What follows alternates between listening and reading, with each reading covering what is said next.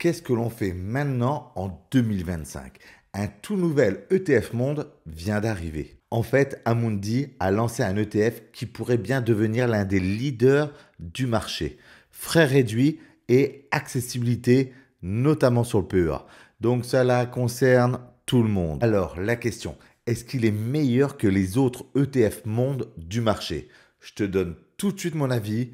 Et est-ce qu'il faut que tu investisses dessus? Mais juste avant, n'oublie pas de t'inscrire à ma newsletter. Je viens de la lancer et on va parler de plein de choses essentielles sur la bourse, les ETF et tout l'investissement en général. C'est 100% gratuit. Alors fonce en description ou en commentaire. Alors, première chose, investir sur l'économie mondiale en une seule transaction, c'est ce que permet de faire un ETF monde, un ETF MSCI World. Et là, Amundi, avec ce nouvel ETF, j'ai bien l'impression qu'ils veulent frapper très fort parce qu'ils viennent de lancer le Amundi PEA Monde UCITS ETF. Je te mettrai l'ISIN en description. Et ce qui attire tout de suite l'attention, c'est ces frais ultra compétitifs, ultra bas, ultra réduits. Mais juste avant de voir s'il vaut vraiment le coup, je vais quand même faire un petit rappel sur ce qu'est cet indice pour les néophytes qui veulent bien comprendre. Et donc, en réalité, cet indice regroupe 1400 entreprises à peu près de 23 pays développés, avec en fer de lance les États-Unis qui représentent à peu près 70% de l'indice monde. Puis vient tous les pays d'Europe avec aux alentours de 25% et ferme la marche le Japon à hauteur de 5%. Donc on parle beaucoup de ce genre d'ETF monde parce que tout de suite on est ultra diversifié avec une seule ligne en réalisant une seule transaction et pas besoin d'acheter 20, 30, 40 entreprises. Là, on en a 1400 d'un seul coup. Par contre, avec un ETF comme celui-ci, on n'investit pas dans les pays émergents comme l'Inde, le Brésil, la Chine et il y en a plein d'autres. Et aussi, on ne peut pas investir dans les petites capitalisations. Là, c'est composé uniquement de 1400 entreprises de grande capitalisation comme LVMH, Total, Airbus, Air Liquide, ça c'est pour la partie française, mais par exemple pour la partie américaine, on va avoir du Apple, du Meta, du Microsoft, du Tesla, du Netflix et beaucoup d'autres, du ExxonMobil par exemple. En tout cas, même s'il n'y a pas ce genre d'entreprise, ça reste un des ETF les plus diversifiés au monde. Il y a encore un peu plus grand avec des ACWI, All Country World. Ça va être des ETF qui couplent ETF monde et ETF pays émergents où là on a encore plus, on va dire, d'entreprises et on a encore plus diversifié. Mais franchement, déjà, première chose, avec un ETF monde, on est déjà extrêmement diversifié et on suit vraiment, comme je l'ai déjà dit, l'économie mondiale. Donc, il est très souvent recommandé pour un investissement sans prise de tête et sur du long terme. On ne peut pas faire plus simple. On pourrait, comme je le dis toujours, faire toute sa carrière d'investisseur avec un seul ETF monde sur son PEA. Par contre, comme je le dis toujours, extrêmement diversifié ne veut pas dire pas risqué. C'est un investissement en bourse qui n'est pas à capital garanti comme du fonds euro, comme placer son argent sur un livret A. Donc, il faut toujours faire attention et je tiens toujours à le préciser, surtout pour les débutants qui ne connaîtraient pas, qui se diraient, parce que très souvent on a ce biais, parce que c'est très diversifié, il peut rien m'arriver, il n'y a pas de problème. Non, ce n'est pas le cas. Il y a déjà eu des grosses baisses, même sur un ETF MSCI World. Par contre, voilà, il y a un risque que l'on prend sur le court terme, beaucoup moins sur le long terme, mais il a fait, pour faire très simple, en moyenne 9% par an depuis des dizaines d'années. Donc maintenant, pourquoi ce nouvel ETF monde d'Amundi fait autant parler? Eh bien, c'est très simple. Déjà, la première caractéristique d'un ETF que l'on peut regarder, c'est ses frais annuels de gestion. Et là, ça frappe assez fort. Ils sont à 0,20% par an. Et ce qui veut dire, pour faire très simple, pour résumer, que si l'indice des entreprises qu'il suit fait par exemple 10% une année, alors l'émetteur Amundi prélèvera 0,2% de la performance. Donc on aura pour les investisseurs 9,8% avant fiscalité. Comme j'aime à le rappeler régulièrement, avec un fonds de gestion traditionnel avec des frais aux alentours de 2,5% par an, alors pour une performance de 10%, si on fait du comparable, alors cette fois-ci, on n'aura plus que 7,5% dans notre poche, soit un écart de performance de 2,3% par an entre un investisseur qui va être sur des fonds traditionnels et un investisseur qui va être sur des ETF, par exemple comme un ETF monde comme celui-ci. Et du coup, franchement, sur 30 ans, ça va être du simple au double. Si un aurait eu, je sais pas, 500 000 euros sur ses comptes, peu importe, de performance, l'autre, avec des frais beaucoup plus faibles pour la même performance, aurait cette fois-ci, à peu près au bout de 30 ans, 1 million d'euros. Quasiment le double. Parce qu'on sait que depuis longtemps, des frais plus faibles, et ça c'est mathématique, peuvent faire une énorme différence sur la rentabilité de votre portefeuille. Donc ça, c'est une caractéristique majeure à regarder. Il n'y a pas que ça, mais c'est très important. Et d'ailleurs, à ce sujet, en autres caractéristiques, on sait déjà que c'est un ETF qui est disponible sur le PEA. Donc franchement, la meilleure enveloppe pour commencer à investir jusqu'à 150 000 euros de versement. Après, on verra entre l'assurance vie ou le compte titre ordinaire. Mais ça, c'est déjà top. Il est capitalisant. Donc, il réinvestit automatiquement les dividendes dans l'ETF et on continue de capitaliser, d'avoir des intérêts composés. Ça, c'est vraiment top comme ETF, comme caractéristique en tout cas. Et surtout, il est très accessible puisque son prix de part, là, à aujourd'hui, au lancement, à peu près, il est aux alentours de 5 euros. Ça veut dire que absolument tout le monde peut investir dessus, peut même commencer à investir avec seulement 5 euros.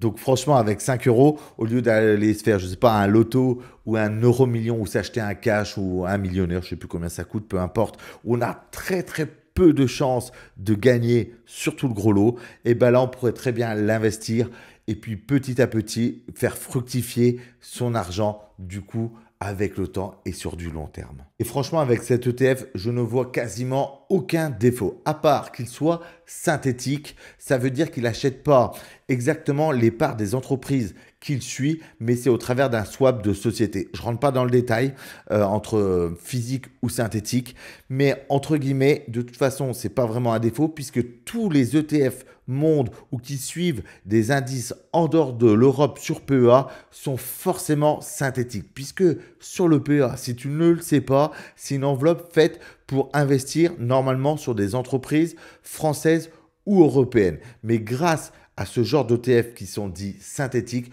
on peut aussi suivre l'indice d'entreprises du monde entier. Donc, ce n'est pas un défaut par rapport à un autre ETF, il n'y a pas de problème. Mais en tout cas, que tu saches que c'est un ETF qui est synthétique. Et je dirais aussi un deuxième petit défaut, c'est sa faible capitalisation.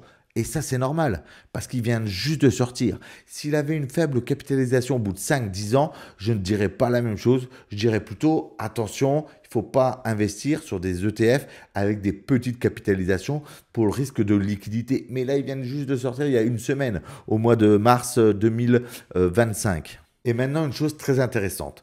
On va comparer par rapport à deux autres ETF monde disponibles aussi sur PEA. Et le premier, ça vient du même émetteur, d'Amundi aussi. C'est un ETF monde historique de chez eux. Tu le connais sûrement. C'est le CW8. Avec une énorme capitalisation de 5 milliards d'euros. Ce qui fait quand même que c'est un ETF ultra solide et ultra liquide, mais avec des frais de gestion de 0,38% par an, soit quasiment le double de ce nouvel ETF. Mais surtout, une problématique, entre guillemets, c'est un prix de part très élevé à 535 euros. Et à aujourd'hui, en fait, la problématique sur PEA, c'est qu'on ne peut pas fractionner. Sur compte titre, sur certains, on peut très bien le faire, mais sur PEA, il faut acheter à minima une part, d'accord, en unité, soit une part, deux parts, trois parts, quatre parts. On ne peut pas acheter 0,5 part ou une part et demi. Donc tout de suite, pour les petits investisseurs, il faut tout de suite investir à minima 535 euros.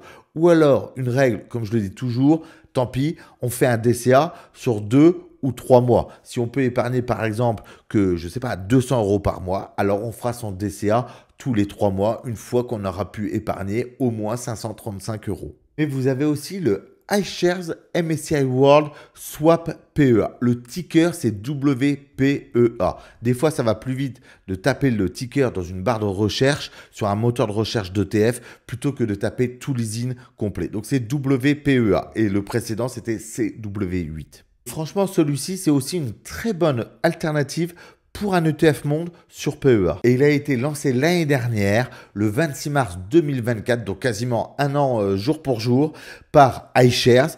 Et sa caractéristique principale, ce qui faisait que c'était un super ETF, c'était aussi ses frais de gestion beaucoup plus bas, à 0,25% par an. Ça en faisait, avant cette sortie d'Amundi, là, l'ETF monde le moins cher du marché sur PEA. Et en plus, le prix de part à sa sortie était de 5 euros. Donc franchement, par rapport à l'ETF CW8 d'Amundi à 535 euros de frais de part, lui aussi, il était beaucoup plus accessible. C'était vraiment deux caractéristiques majeures qui le différenciaient de celui d'Amundi. 5 euros de prix de part et 0,25% de frais de gestion. Et à aujourd'hui, un an après sa sortie, il a tout de même capitalisé 550 millions d'euros d'encours sous gestion. Donc franchement, ça en fait un super ETF. Et comme les deux autres, il est capitalisant et synthétique. Bon, maintenant, je vais te donner mon avis sur lequel il faut prendre.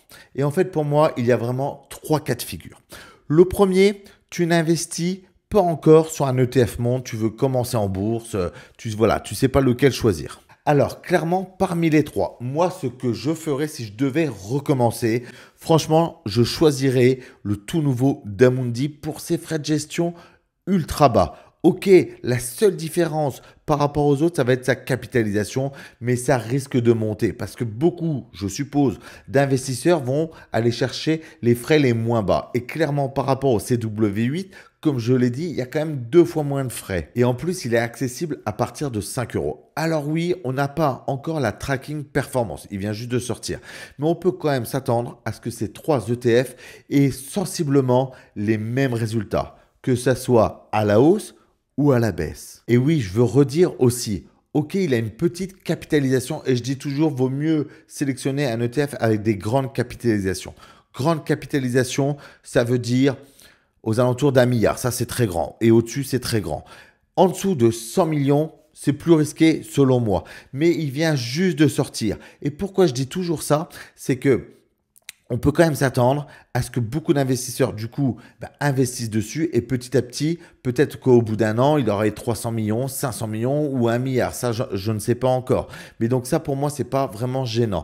Mais pourquoi avoir aussi une grande capitalisation plus tard? C'est justement pour assurer la liquidité de l'ETF, réduire le risque de fermeture de l'ETF. Amundi a déjà fait le coup pour des petits ETF, entre guillemets, et surtout diminuer ce qu'on appelle les frais de spread à l'achat ou à la vente. Et je donne toujours un petit conseil vraiment très très simple. Si vous voulez passer un ordre, passez-le toujours en journée, entre guillemets, à l'heure d'ouverture des marchés. Il y a en général un spread un peu plus faible. Et plus il y a de capitalisation, plus il y a d'ordre, plus il y a d'achat, plus il y a de vente et du coup, plus le spread est un peu plus faible. Mais il ne faut pas non plus penser absolument qu'à ça et se dire je pars sur un autre ETF monde qui a une plus grande capitalisation, par exemple comme le CW8 et j'aurai un spread un peu plus faible. Mais il faut aussi bien regarder entre les frais annuels de gestion et les frais de spread.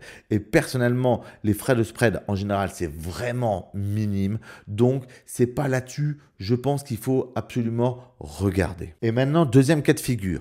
Tu investis déjà sur le Amundi, mais CW8. Alors là, la question, elle peut se poser. Parce que, comme je te l'ai dit, il y a quand même 2 fois plus de frais. Mais alors, attention aussi aux ordres de grandeur. Parce que quand on dit 2 fois plus, ça paraît énorme. Mais là, on passe de 0,20 à 0,38. Soit une différence de 0,18% entre guillemets seulement par an. C'est pas la même chose que entre 0,2% et 2,5% d'un fonds traditionnel. Mais Là où on peut se poser la question, c'est si tu as entre 20 ans et 50 ans par exemple, et que tu as encore beaucoup de temps d'investissement devant toi, 20 ans, 25 ans, 30 ans. Alors franchement, tu peux quand même te poser la question parce que sur autant d'années, on peut quand même réfléchir et ça peut quand même faire un petit écart de performance entre ce CW8 et ce nouveau ETF PEA Monde. Mais attention, si tu décides de tout basculer, ça va engendrer des frais de courtage à la vente et à l'achat. 0,5% à chaque fois. Donc x2, hein, puisqu'il va falloir vendre tous tes parts de CW8 et tout racheter sur le nouvel ETF. Donc ça va faire au maximum 1% de frais, à moins que tu aies des offres. Par exemple, je sais que chez Fortuneo, tu peux avoir 0,35% par ordre, voire même moins cher. Donc ça pourrait par exemple te faire, avec l'offre starter par exemple, ça pourrait te faire des frais de 0,70%. Ce qui veut dire simplement que ça peut être amorti, ces frais de courtage, en quelques années, entre 3 et 5 ans. Par contre, franchement, s'il te reste peu de temps d'investissement, d'un point de vue pédagogique, je suis pas sûr que ça vaille le coup de tout basculer. Et maintenant, troisième option, et là, tu as investi là, depuis un an sur le iShares MSCI World. Et là, franchement, entre nous, personnellement, je ne vois pas l'intérêt de tout basculer. Entre 0,20% de frais et 0,25% de frais, c'est franchement kiff-kiff. Par contre, je vais répondre tout de suite à ta prochaine question que tu es en train de te poser. Pierrick, ok, mais alors pourquoi pas, si j'investis sur le CW8, stopper mes investissements dessus sans les revendre et continuer à investir ou mon DCA par exemple sur le nouvel d'Amundi. Et première chose que j'ai envie de te dire, c'est une option qui n'est pas du tout insensée. Parce qu'on évite les frais de courtage inutiles et on poursuit sur un ETF moins cher. Mais le seul inconvénient, c'est qu'on va se retrouver avec deux ETF monde sur PEA. Il n'y a rien de dramatique, mais ça sera beaucoup moins intuitif, moins fluide à suivre ses performances de portefeuille. Surtout si on y ajoute d'autres ETF par la suite. Mais pensez bien que si cela se trouve, dans un an, on ne sait pas, on va avoir l'émetteur BNP Paribas qui va nous sortir un ETF monde avec des frais à 0,18, 0,17. C'est vraiment possible. Vraiment, la loi de la concurrence, Amundi, puis iShares, puis re-Amundi. Si ça se trouve, on aura encore un nouveau d'iShares ou de BNP Paribas, comme je te l'ai expliqué. Mais l'idée, à terme, c'est pas d'avoir 4 ou 5 ETF monde sur son PEA. Et moi, personnellement, je n'ai pas d'ETF monde sur mon PEA. J'ai 6 autres ETF.